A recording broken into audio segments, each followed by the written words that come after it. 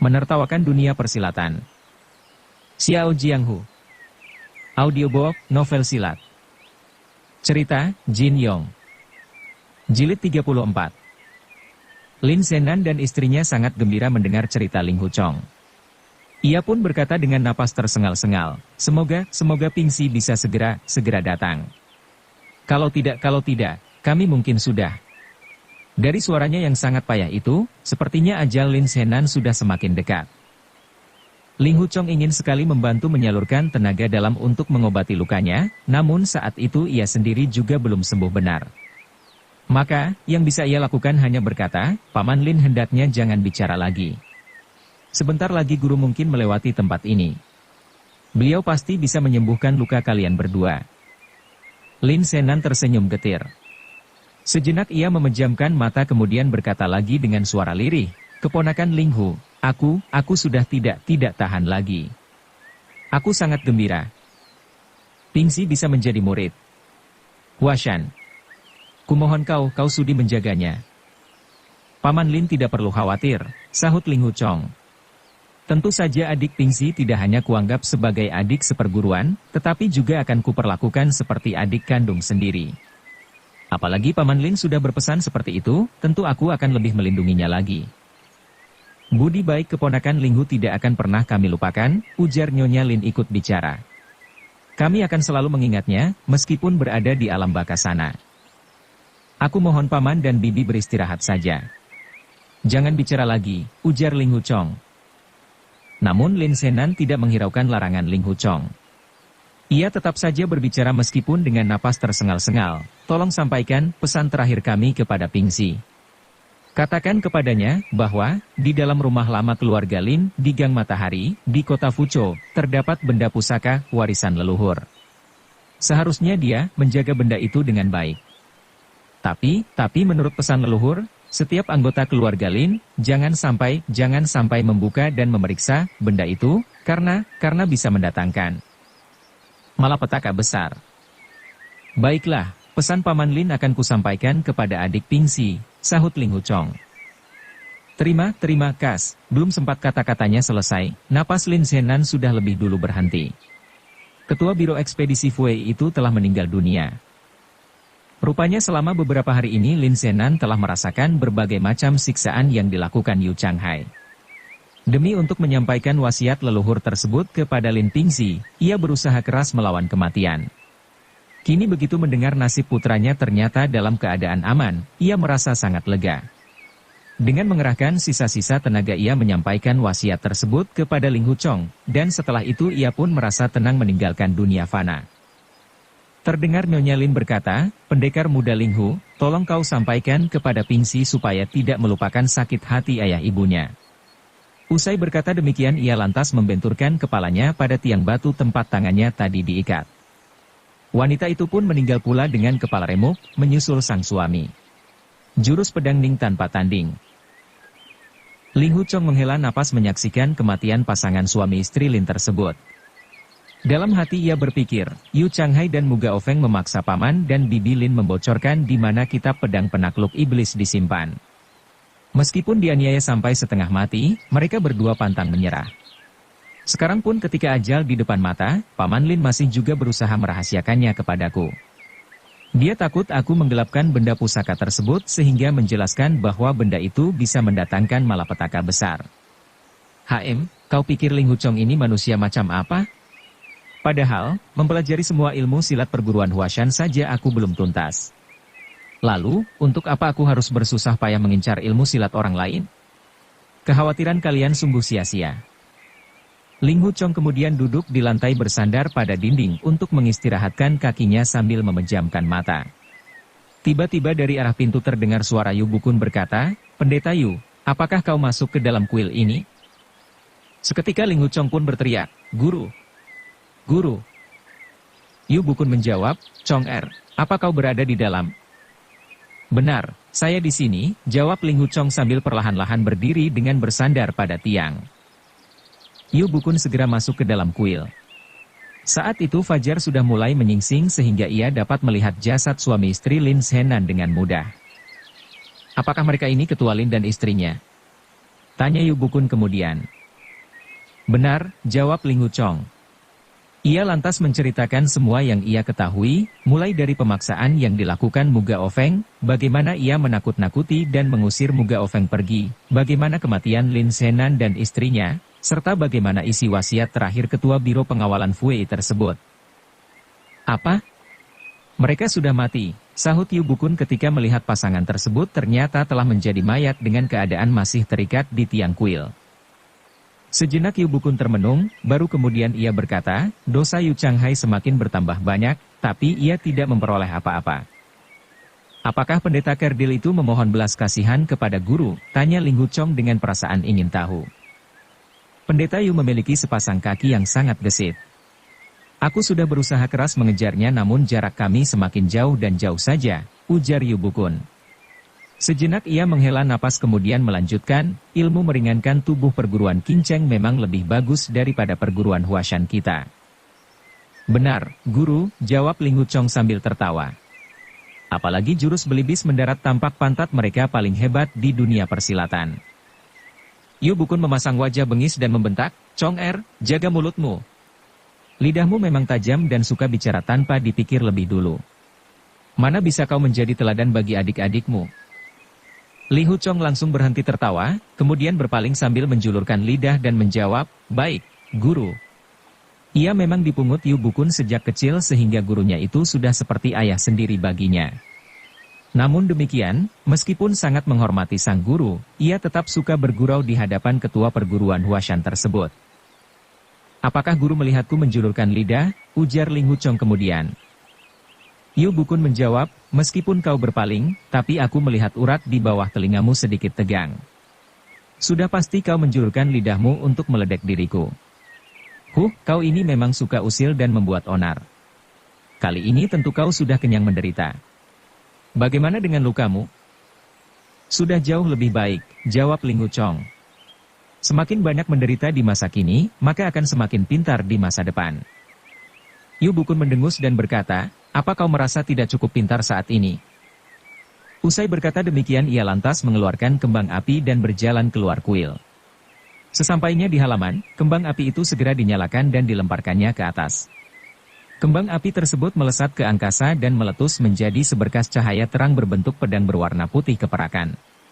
Beberapa menit kemudian, pedang cahaya tersebut perlahan turun ke bawah dan kemudian pecah menjadi titik-titik terang berhamburan.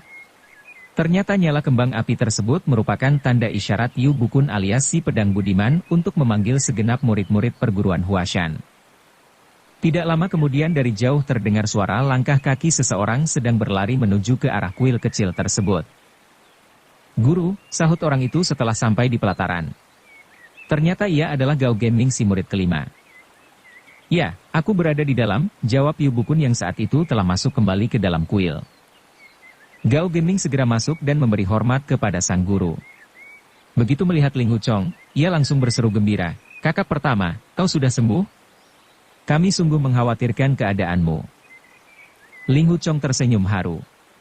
Ia menjawab, aku baik-baik saja. Langit telah melindungi aku. Kali ini aku benar-benar beruntung tidak sampai mati. Sayup-sayup terdengar suara langkah dua orang mendatangi kuil tersebut. Kali ini yang datang adalah Lao Denwo si murid kedua dan Lu Dayou si murid keenam. Begitu melihat Ling Huchong, tanpa memberi hormat lebih dulu kepada sang guru, Lu Dayou langsung melompat memeluknya sambil berseru gembira, kakak pertama, kami sangat mengkhawatirkanmu. Sejenak kemudian muncul Liang Fa si murid ketiga bersama si Daisy si murid keempat. Selang agak lama, muncullah Tao Jun si murid ketujuh, Ying Bailuo si murid ke-8, Yu Lingsan putri sang guru, dan akhirnya Lin Pingxi si murid baru. Begitu melihat ayah dan ibunya telah meninggal dunia, Lin Pingxi langsung menubruk dan memeluk jenazah mereka. Melihat tangisan pemuda itu, murid-murid Huashan yang lain ikut merasa prihatin. Sebenarnya Yu Lingsan sangat senang melihat Ling Huchong telah sembuh dari luka. Namun melihat Lin Pingxi sedang menangisi jasad kedua orang tuanya, maka ia pun menahan diri untuk tidak bersorak gembira. Perlahan-lahan gadis itu mendekat dan mencubit si kakak pertama sambil bertanya, apa kau baik-baik saja? Aku baik-baik saja, jawab Ling Huchong. Selama beberapa hari ini Yu Lingsan selalu dilanda kekhawatiran tentang berita kematian Ling Huchong.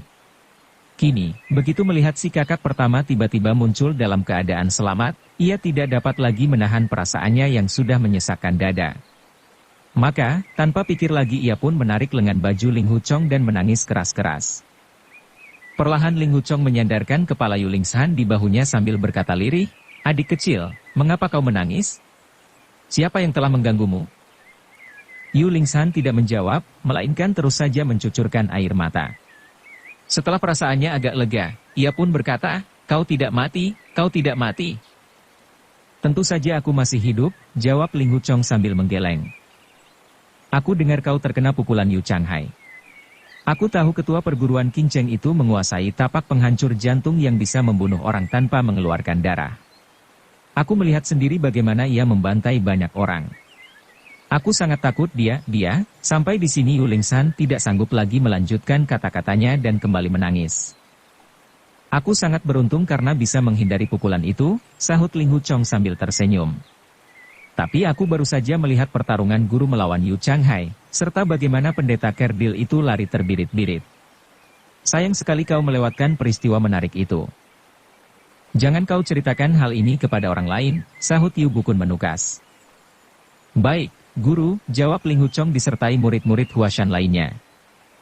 Yu Lingshan lantas memandangi wajah Ling Huchong yang terlihat kurus dan pucat pasi. Gadis itu lantas berkata, "Kakak pertama, kali ini kau terluka sangat parah. Kau harus segera kembali ke Gunung Huashan untuk beristirahat."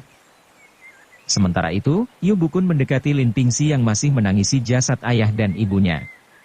Ia pun berkata, "Pingxi, jangan terus-menerus menangisi kedua orang tuamu. Lebih baik mari kita urus jenazah mereka." "Baik, Guru," jawab Lin Pingxi sambil bangkit berdiri. Namun begitu melihat wajah ayah dan ibunya yang berlumuran darah, mau tidak mau air matanya kembali bercucuran. Ia pun berkata dengan suara parau, "Ayah dan ibu tidak melihatku pada saat-saat terakhir mereka. Mungkin mereka ingin memberikan nasihat perpisahan kepadaku." "Adik Lin," sahut Ling Huchong, "aku berada di sini mendampingi ayah dan ibumu menjelang wafat. Beliau berdua berpesan kepadaku supaya selalu menjaga dirimu. Sudah tentu ini adalah kewajibanku. Selain itu, ayahmu juga meninggalkan sebuah wasiat untuk disampaikan kepadamu." "Oh, jadi kakak pertama mendampingi ayah dan ibu ketika mereka meninggal?" Terima kasih banyak, kakak," ujar Lin Pingxi menahan haru. Paman dan Bibi Lin sungguh pantang menyerah. Meskipun beliau berdua disiksa oleh para keparat dari perguruan Qin Cheng sampai terluka parah, namun keduanya tidak mau mengatakan di mana kitab pedang penakluk iblis disimpan, ujar Ling Huchong. Kemudian Mu Gaofeng datang pula untuk memaksa Paman dan Bibi Lin menyerahkan kitab tersebut.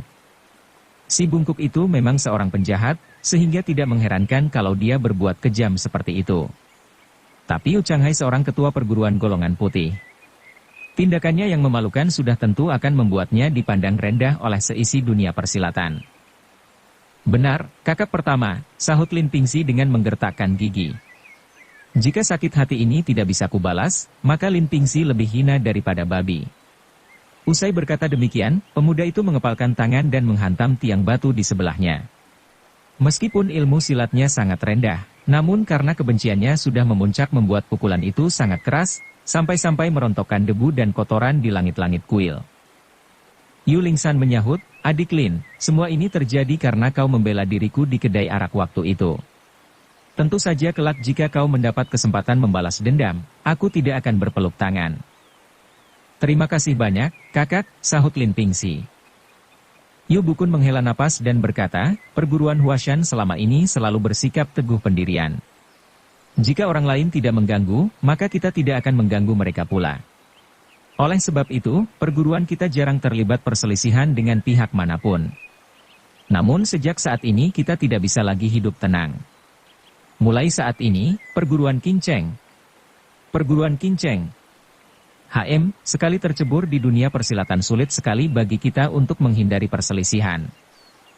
"Adik kecil dan adik Lin," sahut Lao Denwo ikut berbicara, "Yu Changhai membunuh keluargamu bukan karena perbuatanmu menolong adik kecil, tapi sejak awal semua ini memang sudah ia rencanakan. Orang itu berambisi memiliki kitab pedang penakluk iblis. Benih-benih dendamnya muncul sejak gurunya yang bernama Tang Qingxi dikalahkan oleh kakek buyut adik Lin yang perkasa. Benar, sahut Yu Bukun. Kaum persilatan memang sukar terhindar dari keinginan untuk menjadi yang terhebat. Begitu mendengar adanya sebuah kitab rahasia ilmu silat, tidak peduli apakah berita itu benar atau tidak, tentu setiap orang berusaha mati-matian mendapatkannya, entah dengan cara gagah ataupun dengan cara licik. Padahal seorang guru besar seperti Pendeta Yu yang memiliki kepandaian tinggi dan nama besar, tidak sepantasnya mengincar ilmu silat pihak lain. Guru, dalam keluarga kami sama sekali tidak terdapat kitab pedang penakluk iblis, kata Lin Pingxi. Selama ini ayah mengajarkan ilmu pedang penakluk iblis secara lisan, dan menyuruh saya mengingat-ingat di dalam otak. Seandainya kitab itu benar-benar ada, mustahil ayah tidak memberitahukannya kepada saya. Bukankah saya ini putra tunggalnya? Yu Bukun mengangguk dan berkata, aku sendiri tidak yakin apakah kitab pedang penakluk iblis benar-benar ada. Jika kitab itu sungguh ada, tentu Yu Changhai tidak mampu mengalahkan ayahmu. Bukankah ini merupakan bukti nyata? Tiba-tiba terlintas pikiran dalam benak Ling Huchong. Ia segera berkata, adik Lin, sebelum meninggal dunia, ayahmu sempat berkata bahwa di Gang Matahari di kota Fuzhou. Yu Bukun menukas, wasiat ketua Lin hanya boleh kau sampaikan kepada Pingxi seorang. Orang lain tidak perlu ikut mendengar. Baik, jawab Ling Huchong sambil mengangguk paham. Yu Bukun kembali berkata, Denuo dan Genming, kalian berdua pergilah ke kota Hengshan untuk membeli 2 buah peti mati. Kedua murid Huashan itu pun berangkat melaksanakan perintah sang guru. Singkat cerita mereka telah kembali dengan disertai beberapa orang kuli membawa 2 buah peti mati besar. Setelah memasukkan jasad kedua orang tua Lin Pingxi ke dalam masing-masing peti, Yu Bukun memutuskan untuk pulang ke Gunung Huashan melalui jalur sungai. Pada sore harinya, rombongan perguruan Huashan telah sampai di tepi sungai. Di sana Yu Bukun menyewa sebuah kapal untuk mengangkut rombongannya, beserta kedua peti mati yang berisi jasad Lin Zhenan dan istrinya. Kapal pun berlayar menyusuri sungai menuju ke arah barat. Sesampainya di wilayah Provinsi Henan, rombongan tersebut berganti menempuh jalur darat. Saat itu Yu Bukun telah menyewa pedati untuk mengangkut kedua peti. Ling Huchong yang belum sembuh benar juga ikut menumpang di dalam pedati tersebut. Perjalanan pulang ke Huashan. Beberapa hari kemudian, rombongan Yu Bukun itu akhirnya tiba di kaki Gunung Huashan. Setelah sampai di puncak gadis cantik, kedua peti mati diletakkan di dalam sebuah kuil kecil, untuk selanjutnya tinggal mencari tanggal yang tepat guna menguburkan jasad pasangan suami istri Lin Zhenan tersebut. Gao Genming dan Lu Dayo lantas mendahului pulang untuk menyampaikan kabar kepulangan sang guru. Tak lama kemudian murid-murid Huashan lainnya tampak berdatangan menyambut rombongan. Murid-murid yang tidak ikut ke Hengshan berjumlah sekitar 20-an atau lebih. Satu persatu mereka diperkenalkan kepada Lin Pingxi selaku murid baru. Beberapa di antaranya sudah berusia 30-an, namun ada juga yang masih berusia belasan tahun. Selain itu terlihat pula 6 orang murid perempuan yang segera mengerumuni Yu Lingsan. Dalam sekejap mereka sudah terlibat pembicaraan seru. Sesuai peraturan, Lin Pingxi yang saat itu berusia 19 tahun harus memanggil kakak kepada semua murid Huashan yang masuk perguruan sebelum dirinya, termasuk kepada murid paling kecil, yaitu Suki yang baru berusia 12 tahun. Namun demikian, peraturan tersebut tidak berlaku untuk Yu Lingsan. Sebagai putri sang guru, ia berhak memanggil kakak dan adik berdasarkan usia, bukan berdasarkan urutan masuk perguruan. Meskipun demikian, ia menolak memanggil kakak kepada Lin Pingxi yang setahun lebih tua daripada dirinya. Karena Yu Bukun tidak melarang, serta Lin Pingxi juga tidak keberatan, maka Yu Lingsan pun bisa leluasa memanggil pemuda itu dengan sebutan adik. Yu Bukun lantas memimpin rombongan murid-muridnya itu mendaki menuju puncak. Sepanjang perjalanan, Lin Pingxi menyaksikan pemandangan indah terhampar di mana-mana. Gunung Huashan memang sangat terjal, namun sangat sedap dipandang mata. Pepohonan cemara tua yang rindang dan berwarna hijau asri serta suara burung berkicau membuat suasana bertambah nyaman. Beberapa bangunan megah berderet-deret tersebar menurut tinggi rendahnya tanah pegunungan, dan kesemuanya berwarna putih bersih. Di depan salah satu gedung tampak seorang wanita cantik setengah umur muncul menyambut rombongan. Begitu melihatnya, Yu Lingsan langsung berlari ke arahnya dan berseru, "Ibu, aku baru saja mendapat 1 adik perguruan lagi." Dalam perjalanan tadi Lin Pingxi sempat mendengar bahwa istri Yu Bukun atau yang biasa dipanggil dengan sebutan Ibu Guru, juga seorang pendekar pedang terkenal, bernama Ning Zongze. Sebenarnya ia juga seorang murid Huashan, yaitu adik seperguruan Yu Bukun sendiri. Maka, begitu tiba di hadapan Ning Zongze, Lin Pingxi langsung membungkukkan badan dan berkata dengan penuh sopan santun. Lin Pingxi menyampaikan salam hormat kepada Ibu Guru. Sudahlah, tidak usah terlalu banyak adat, jawab Ning Zongze. Ia kemudian berpaling kepada sang suami dan berkata, Kakak, setiap kali turun gunung kau biasa kembali dengan membawa beberapa murid baru. Tapi, kali ini kenapa hanya satu orang saja? Bukankah kau sering berkata lebih baik seorang tapi baik, daripada 10 orang tapi tidak bermutu, sahut Yu Bukun sambil tertawa. Kalau menurutmu yang ini bagaimana? Rasanya dia ini terlalu tampan, tidak pantas menjadi orang persilatan, kata Ning Zongze ikut tertawa. Mungkin lebih baik dia belajar kitab sastra klasik saja kepadamu.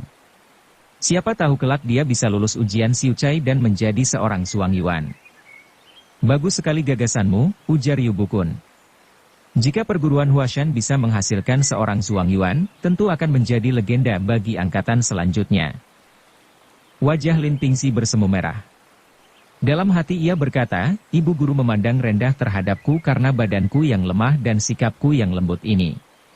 Aku berjanji kepada diriku sendiri, aku harus giat belajar supaya bisa mengejar ketertinggalan dari saudara-saudara lainnya.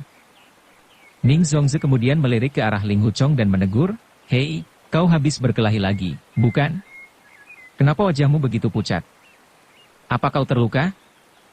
Ling Huchong tersenyum dan menjawab, kesehatan saya sebenarnya sudah pulih. Mungkin karena kehilangan banyak darah sehingga wajah saya terlihat pucat.